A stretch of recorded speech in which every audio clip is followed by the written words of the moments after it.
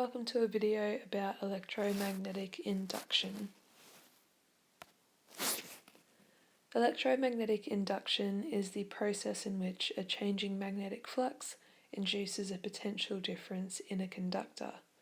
The induced potential difference is referred to as an electromotive force, so an EMF. The changing magnetic flux is due to relative movement of the conductor or variation of the magnetic field strength.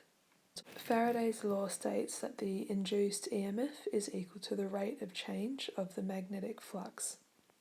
For n conducting loops, the induced EMF is given by number of loops multiplied by the change in flux divided by the change in time, so the number of loops multiplied by the rate of change of flux.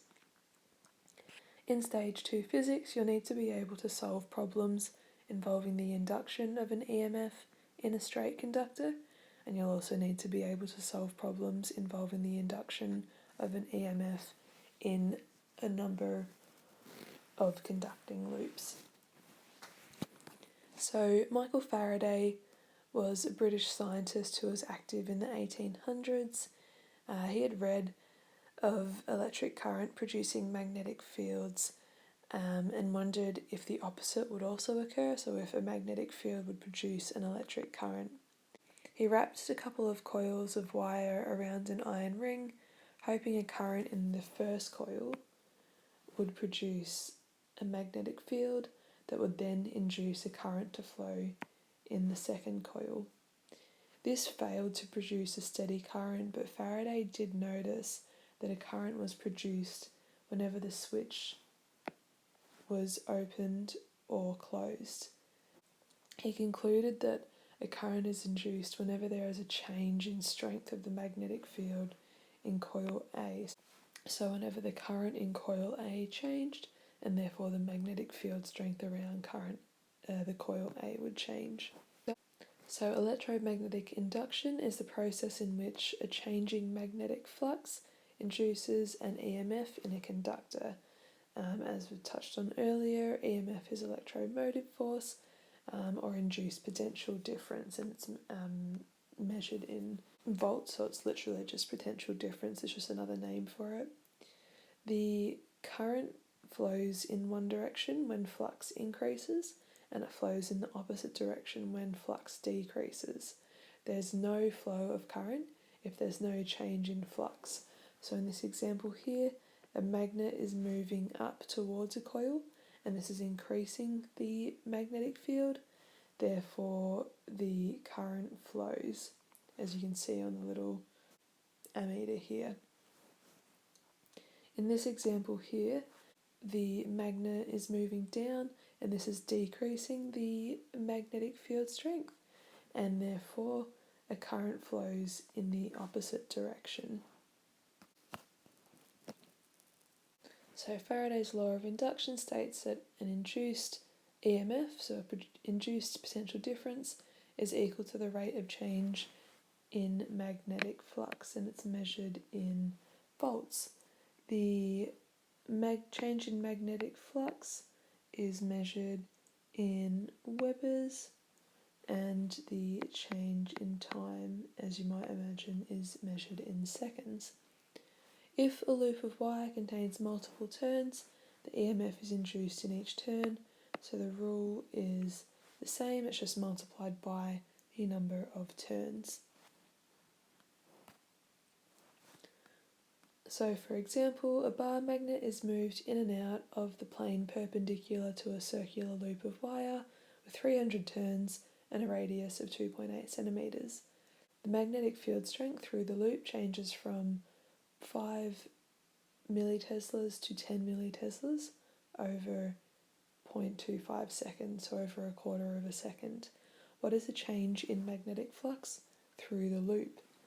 So to do this, our change in magnetic flux is going to be equal to the second magnetic field strength multiplied by the area perpendicular to it minus the first magnetic field strength multiplied by the area perpendicular to it.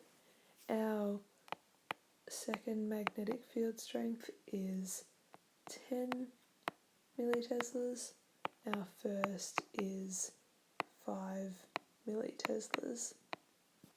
And our area is going to be equal to pi and then 2.8, which is 0.028 squared. Therefore, change in magnetic flux is going to be equal to 1 by 10 to the negative 3 multiplied by pi 0.028 squared, and then minus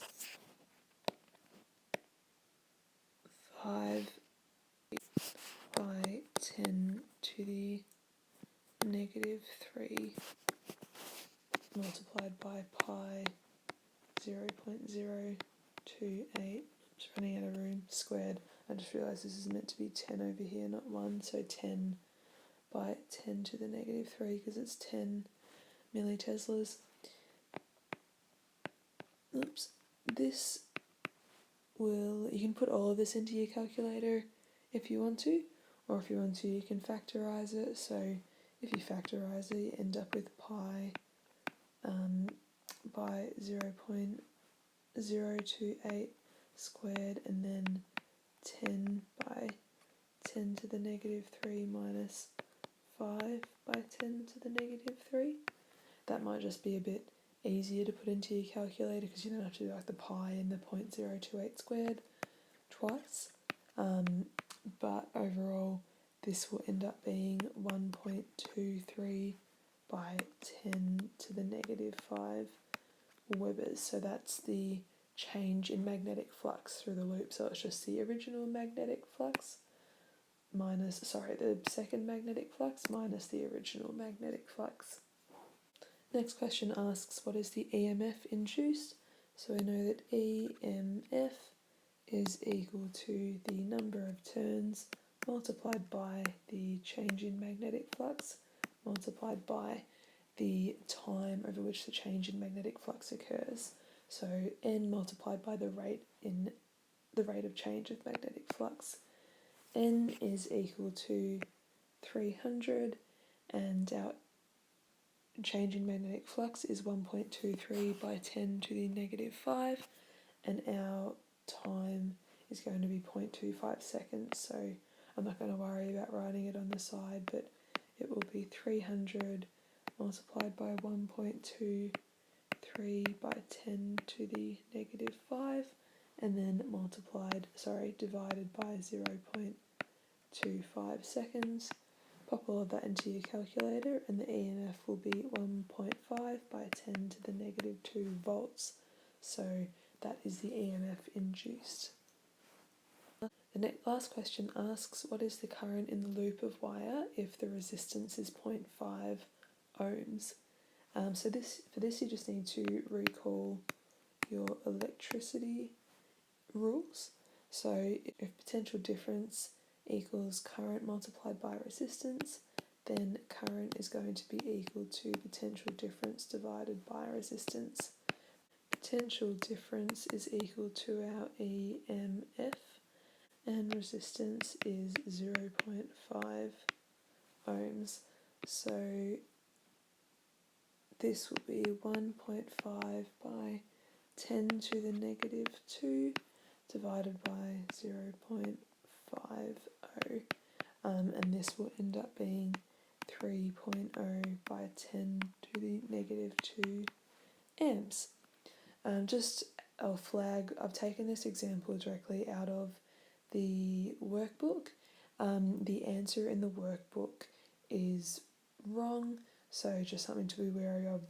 The answer that it has is 1.5 by 10 to the negative 2, so I think it's just a typo. I think they've just they haven't done the actual calculation, because it goes from this answer here to being this answer here, which couldn't be the case because 1.5 times 10 to the negative 2 divided by 0.5 isn't going to be 1.5 by 10 to the negative 2. So just something to flag if you are looking at the workbook for your study.